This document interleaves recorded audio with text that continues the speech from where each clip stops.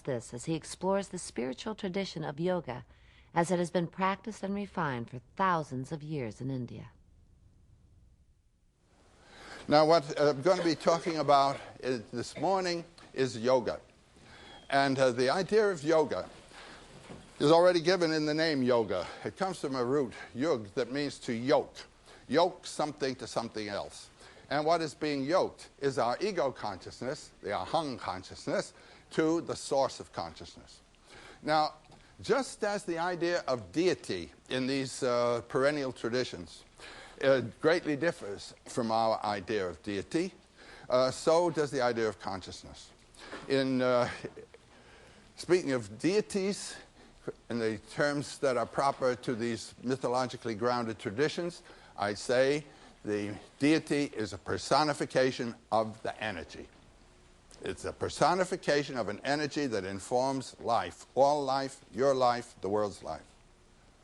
The nature of the personification will be determined by historical circumstances. The personification is folk. The energy is human. And so deities proceed from the energies, and they are the messengers and vehicles, so to say, of the energies. Whereas our idea of deity is that deity is a fact, and it's from that fact that the energies proceed. Topsy-turvy roundabout. Likewise, with respect to consciousness, our notion is that the brain is the source of consciousness, something of that sort. The traditional idea is that the brain is a function of consciousness. Consciousness is first, and the brain is an organ that encapsulates consciousness and focuses it in a certain direction, on the direction of time and space knowledge, which is secondary knowledge. And the notion that we are all manifestations of that transcendent consciousness which goes beyond all our powers to think and to name is the basic idea of all of this. Now, in our Western thinking, there have been moments when this has come in against what might be called the mainstream philosophy or the school philosophers. In the Middle Age, long before the time of the Middle Ages, we have Dionysius the Areopagite, who is a mystical philosopher. And his philosophy is picked up in the 8th and 9th centuries by Scotus Erigena in Ireland. And this is a Gnostic philosopher, magnificent concepts. In the High Middle Ages, Meister Eckhart, he uses the complicated, concretizing language of Christianity, but he blows it apart, and you have the recognition of the relationship of the deity to the knower of the deity. And then you have people like Giordano Bruno, who was burned in the main plaza of Rome in 1600 for saying these things. But then a great moment happened in Renaissance Italy. Cosimo de' Medici invited Marsilio Ficino to translate a text that had been brought from Byzantium by a Byzantine monk. And this was the Greek text of the Corpus Hermeticum, the Hermetic philosophy of the first centuries A.D., contemporary with early Christianity, but in the pagan terminology. And when this was completed, the excitement in the whole world of the arts was enormous. Botticelli is full of all this, and this wonderful flowering of Renaissance art is eloquent of these very ideas that I'm talking about. Then in later times, we have Immanuel Kant. There are two kinds of philosophies in the world. There's English philosophy, where nobody really understood what Kant was saying, and there's the philosophies that we find just implicit, for example, in the Middle European systems. What Kant recognized in his critique of pure reason was that all of our knowledge, all of our experience is conditioned by the organs of experience and the organs of knowledge. And a priori, primary, antecedent to our experience of anything is our knowledge of time and space.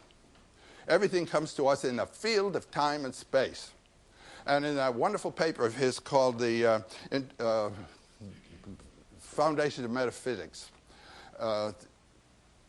he asked this question: how is it that we can make determinations for relationships in space here and know that these will work in space there? And he says it's because the laws of space are right in our own mind. Well, this struck me like dynamite. The flight around the moon, but just before the one where Armstrong's foot came down on the moon. Ground control, Houston, asked, who's navigating now? And the answer that came back, and I heard it with amazement, was Newton. Now, the laws that would work in that space up there where nobody had ever been before were known so perfectly that it was possible to bring that little module back within a mile of a boat in the Pacific Ocean from around the moon. And no matter how far these space vehicles go out into space, we've enveloped it, we know it. But when Armstrong's foot came down on the moon, nobody knew how deeply it was going to sink in the moon dust. That's our posteriori knowledge. But the framing order of knowledge to which all of our experiences come, this we already know. But what is the thing that we're coming to know through time and space? Is it a thing? No, things are in time and space. Wow, you've gone into the transcendent there. So he calls this transcendental aesthetic. And then after you've seen everything, you begin thinking about it, and the laws of your thinking are what determine what you can think. These are the laws of logic, the categories. And you can't even think of anything that doesn't fit in those. So you're enclosed. This is Maya, exactly. And it was Schopenhauer who first recognized that the Indian concept of Maya and Kant's concept of the forms of sensibility and the categories of logic were equivalent. So in his world as will and idea, he's able to talk about Western thinking in terms of Oriental thinking. The two come right together there. Nietzsche picked this up, and wow, this is a whole new thrust in Western school philosophy. So these are very important moments in the Western philosophical tradition that recognize the breakthrough of this elementary idea system, the perennial philosophy, into what might be called the school system. Well, with that little prelude, I'm going to come now to our thoughts for the day.